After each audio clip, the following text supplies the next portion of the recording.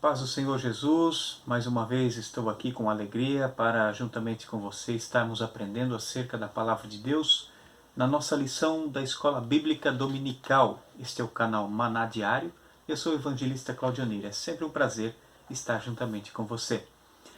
Nós vamos aprender um pouquinho mais da Palavra de Deus na carta que Paulo escreve aos Efésios, na nossa lição da Escola Bíblica, a lição de número 8, né? Esta lição de número 8, nós estamos vendo os assuntos acerca da Palavra de Deus. E o tema desta lição vai falar sobre edificados, nós edificados, sobre o fundamento dos apóstolos e dos profetas. O texto áureo da lição se encontra na carta de Paulo aos Efésios, capítulo 2, versículo 20, que diz assim: edificados sobre o fundamento dos apóstolos e dos profetas, de que Jesus Cristo é a principal pedra de esquina. A verdade prática diz assim: Jesus Cristo é a pedra basilar da igreja que está edificada por meio dos ensinamentos dos apóstolos e do testemunho dos profetas. A lição bíblica em classe você pode estar acompanhando conosco, se acha na carta aos Efésios, capítulo 2, versículos 20 ao 22, e também Mateus, capítulo 7, versículos 24 ao 27, que nos diz assim: edificados sobre o fundamento dos apóstolos e dos profetas, de que Jesus Cristo é a principal pedra de esquina, no qual todo edifício, bem ajustado, cresce para templo santo no Senhor, no qual também vós juntamente sois edificados para a morada de Deus no Espírito. Mateus capítulo 7, versículo 24 em diante diz: todo aquele, pois, que escuta estas minhas palavras e as pratica, assemelhá-lo-ei ao homem prudente, que edificou a sua casa sobre a rocha. E desceu a chuva, e correram rios, e assopraram ventos, e combateram aquela casa, e não caiu, porque estava edificada sobre a rocha. E aquele que ouve estas minhas palavras e não as cumpre, compará-lo-ei ao homem insensato, que edificou a sua casa sobre a areia. E desceu a chuva, e correram rios, e assopraram ventos, e combateram aquela casa, e caiu. E foi grande a sua queda. O objetivo geral da lição de hoje é ensinar que Cristo é a base da igreja, somente Ele, e nós estamos alicerçados através da doutrina dos apóstolos e também do testemunho dos profetas da igreja primitiva. Não estamos falando aqui acerca dos profetas do Antigo Testamento, mas o testemunho dos profetas a partir do fundamento da igreja. Entendemos o fundamento da igreja a partir do Novo Testamento, quando Cristo disse aos seus apóstolos, dirigindo-se a Pedro, diz: edificarei a minha igreja, e as portas do inferno não prevalecerão contra ela. Jesus Cristo, ele é o edificador da igreja. Como ele mesmo disse, edificarei. Então ele é o edificador. Os profetas e os apóstolos testemunharam e ensinaram sobre este edificador, que é Jesus. Portanto, nós podemos dizer que a fé, ela é um edifício em que Cristo é a pedra angular, a pedra de esquina. Os ensinos dos apóstolos e os testemunhos dos profetas são o fundamento erguido sobre esta pedra.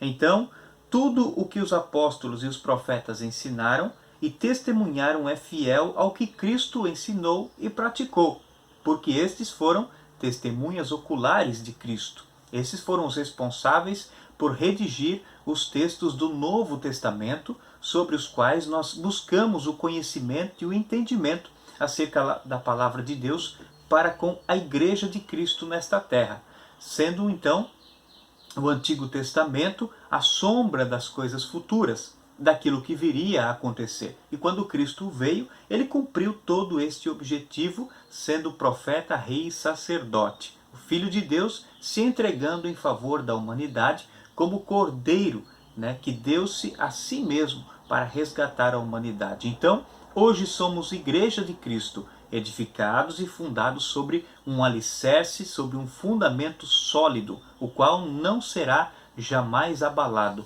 Podem vir as tempestades, podem vir os ventos, podem vir as chuvas, e as intempéries da vida. Aquele que está firmado sobre Cristo está seguro, porque ele não será abalado.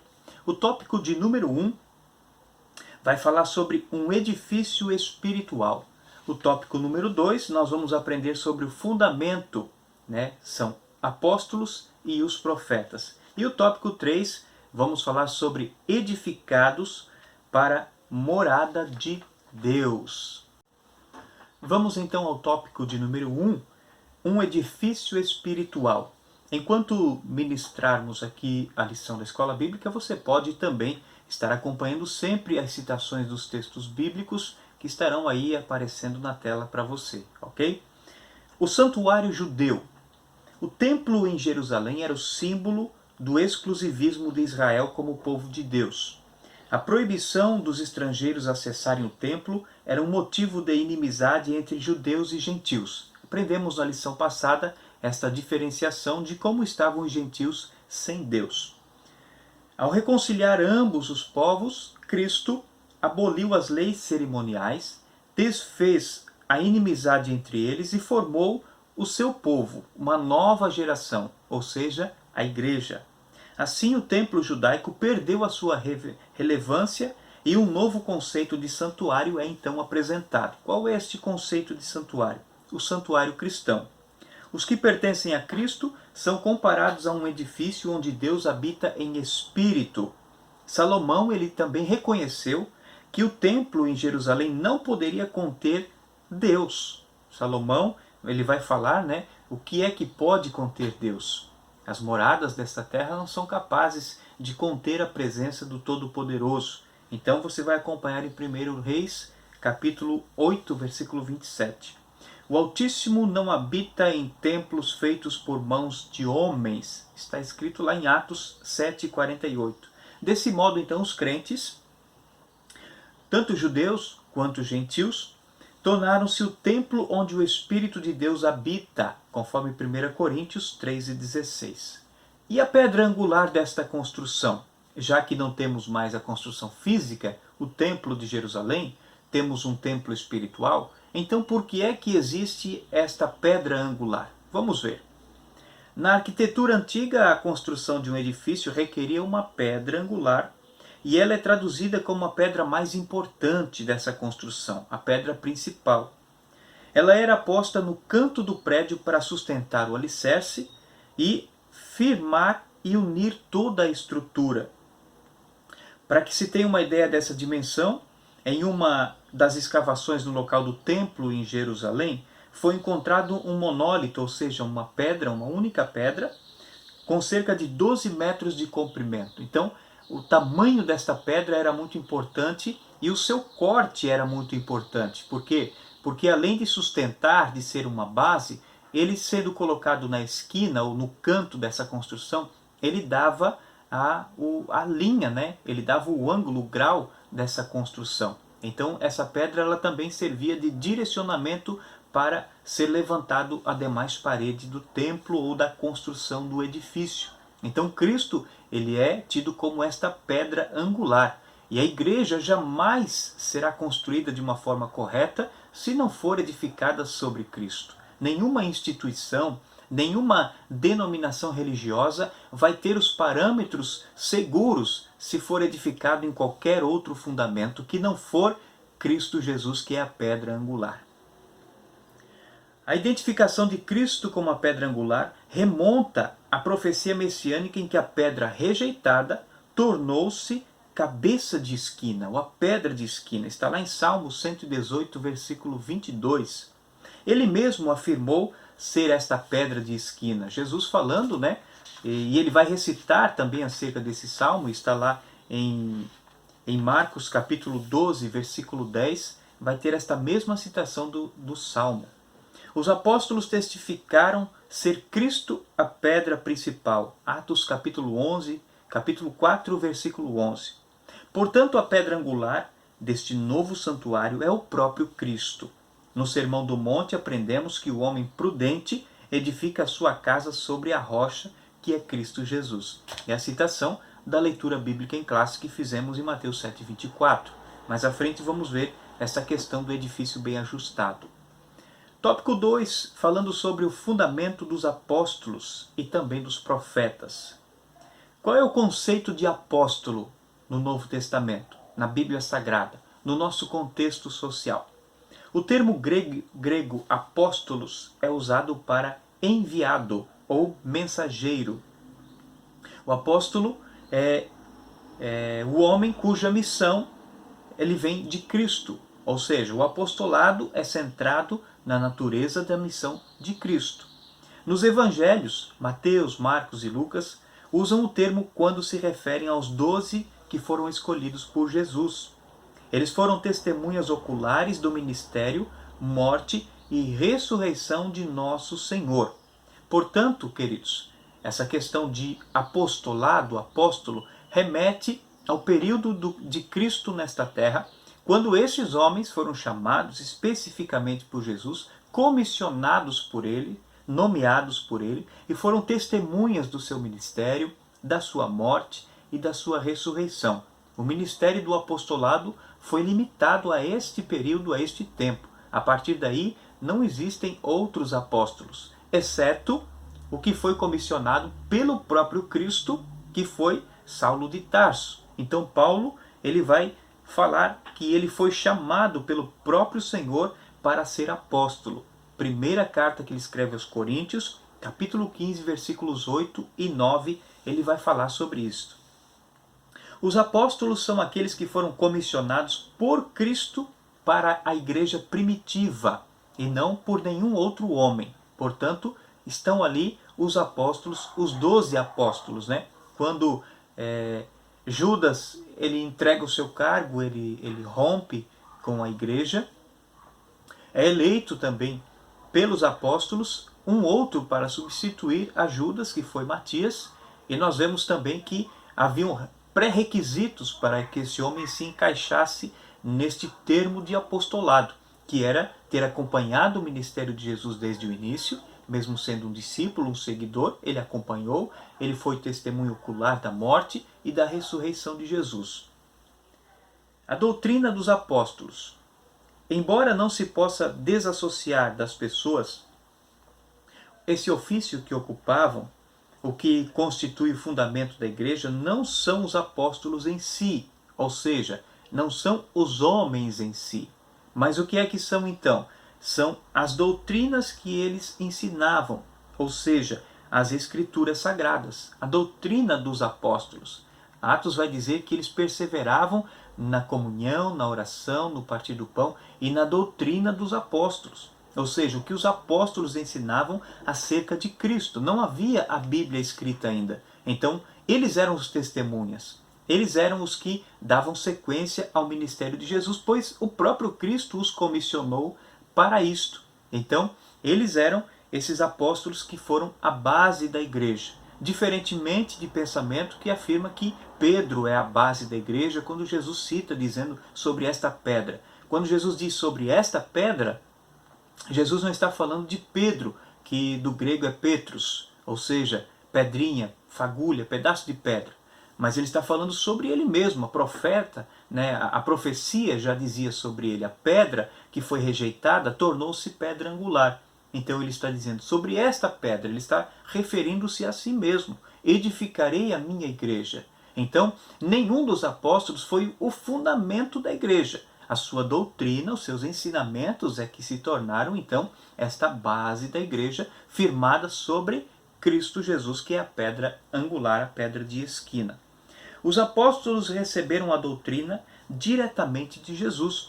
Eles caminharam 3 anos e meio com Cristo aprendendo, ouvindo seus sermões, vendo o seu exemplo, sendo comissionados por ele para então serem totalmente preparados para isto. Assim, como não se pode mexer na pedra angular, depois de colocado o alicerce, igualmente, então, o fundamento da igreja não pode ser violado. Jesus asseverou dizendo, as minhas palavras não hão de passar. Lucas 21 e 33. Portanto, nenhuma instituição religiosa pode remover Cristo.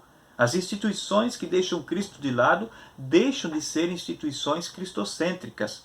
Deixam de pregar o verdadeiro Deus estão firmando-se em cima de outros alicerces, que, como vai dizer a parábola de Jesus, é a edificação ou edifício sobre a areia. Vai vir o vento, vai vir a tempestade, vão correr rios e vão combater com força este edifício. Para permanecer de pé, precisa estar alicerçado sobre a rocha, que é Cristo. Se estiver edificado sobre a areia, como diz Jesus, vai cair e vai ser grande a sua queda. Subtópico 3 fala sobre o testemunho dos profetas. A palavra grega profetes significa proclamar e intérprete, ou proclamador e intérprete da revelação divina, porta-voz da mensagem de Deus. Isto é o profeta. A ordem da frase em Efésios capítulo 2, versículo 20, que estamos discutindo aqui, diz assim: apóstolos e profetas. Ou seja, a palavra apóstolos está antes da palavra profetas. Então nós vamos ver que não está se referindo aos profetas do Antigo Testamento que foram antes dos apóstolos. Porém, está falando aqui profetas posteriores ao apostolado dos 12 que Jesus comissionou. Indica tratar-se então dos profetas da igreja e não os profetas do Antigo Testamento. Mais adiante, Paulo assegura que a compreensão do mistério que no passado estivera oculto, de que os gentios tinham igual posição do corpo ou no corpo de Cristo e eram participantes dessa promessa. Os profetas do Novo Testamento falaram inspirados pelo Espírito Santo. É o que Pedro vai falar na sua segunda epístola, capítulo 1, versículo 21. Eles perfazem o alicerce da igreja de Cristo. As suas profecias, Ágabo é um dos profetas citados no Novo Testamento, e muitos outros, que tinham este dom da profecia, que eram porta-voz da palavra de Deus, portanto eles também auxiliavam, vamos dizer assim, na expansão do reino, na edificação da igreja de Cristo sobre a face da terra. O tópico 3, falando então sobre edificados para morada de Deus, vamos ver que somos um edifício bem ajustado. A expressão todo o edifício bem ajustado cresce indica um processo contínuo de desenvolvimento dos crentes. Há um crescimento contínuo, diferente de um edifício físico que nós observamos hoje ao nosso redor, onde ele é bem ajustado e ele cresce e chega a um ponto, ele estabelece, ele para, ele cessa a sua construção. A igreja ela não cessa, ela está sempre constantemente em crescimento. Cada dia novos adeptos, novas pessoas vão aderindo à fé em Cristo Jesus, vão dando este passo de decisão importante na sua vida e vão sendo introduzidas no corpo de Cristo, ou seja, o edifício está sempre crescendo, sempre aumentando, sempre expandindo. Então, assim como todas as paredes do edifício precisam estar harmônicas, ou seja, precisa haver harmonia, encaixe para que o edifício cresça, o crescimento da igreja também depende de tudo ser bem ajustado. A quem? A Cristo. Todo aquele que não se ajusta às doutrinas de Cristo, ele não consegue fazer parte da igreja, não consegue fazer parte do corpo de Cristo. Por isso muitas pessoas hoje aderem a instituições religiosas, frequentam igrejas, mas chega um dado momento da vida, quando as tempestades vêm, quando a dificuldade bate à porta, elas abandonam a fé, apostatam da fé, porque não estão bem ajustadas ainda aos princípios de Cristo, que é a pedra angular. Não conseguem se adequar às doutrinas bíblicas, se adequam a doutrinas de homens, mas não aderem a doutrinas de Cristo. Portanto, essas pessoas não estão bem fundamentadas, precisam ser fundamentadas no princípio do Evangelho de Cristo, que é poder de Deus para a salvação de todo aquele que crê, tanto de judeus quanto de gentios. A palavra usada para templo, como palavra de templo de Deus ou templo do Senhor, é o vocábulo naon, que designa recinto interior, o lugar santíssimo, ou seja, o lugar do encontro do sumo sacerdote com Deus. Então esta palavra usada para templo no Novo Testamento, onde Pedro vai dizer que nós somos templo de Deus, nós podemos ver que essa palavra remete a algo que é um recinto interior. No tabernáculo e no templo de Jerusalém, este recinto interior era o Santo dos Santos, ou o Santíssimo Lugar. A construção interior, aonde estava a Arca da Aliança de Deus, que era a presença de Deus, onde o sumo sacerdote podia entrar apenas uma vez por ano, sem precisando antes ele fazer expiação por si próprio, para depois entrar na presença de Deus. Então este recinto interior remete ao Novo Testamento, que nós somos agora o templo de Deus, o recinto interior, aonde a presença de Deus está, onde o Espírito Santo de Deus habita. Somos morada do Altíssimo, somos edifício, construção para que Deus habite dentro de cada um de nós. Então esta analogia paulina não se refere a uma estrutura material, mas sim ao crente que se tornou templo santo de um Deus que é santo.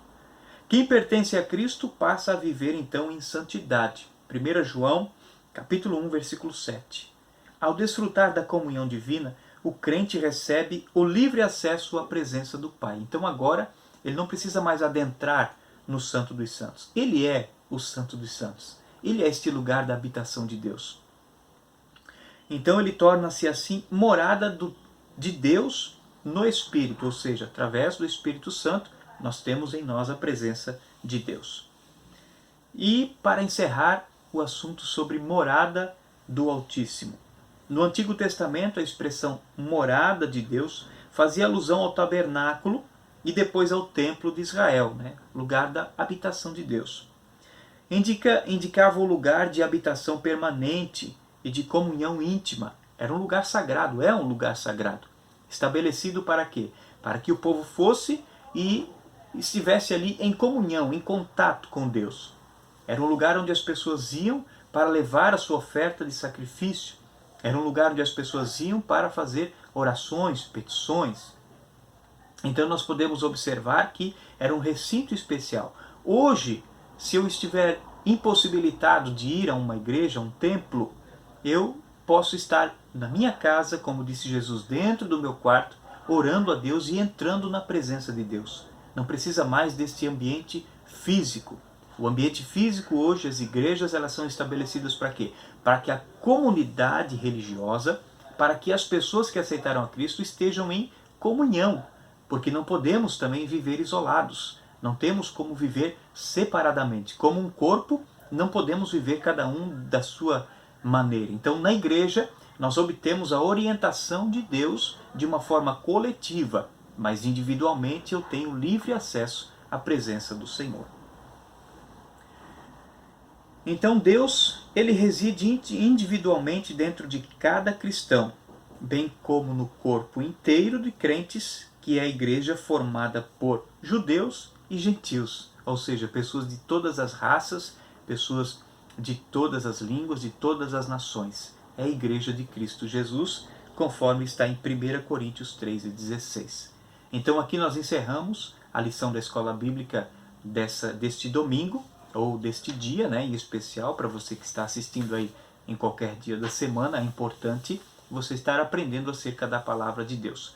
Na próxima aula, nós vamos aprender sobre o mistério da unidade revelado. Unidade. Você tem facilidade em viver em comunhão com as pessoas? Ou você tem dificuldade de estar se associando às pessoas de uma forma geral? Então, não perca a próxima lição da Escola Bíblica, lição de número 9, e vamos aprender juntos, baseados na Palavra de Deus. Que o Senhor te abençoe de uma forma toda especial. Fique com Deus. Meu abraço, em nome de Jesus.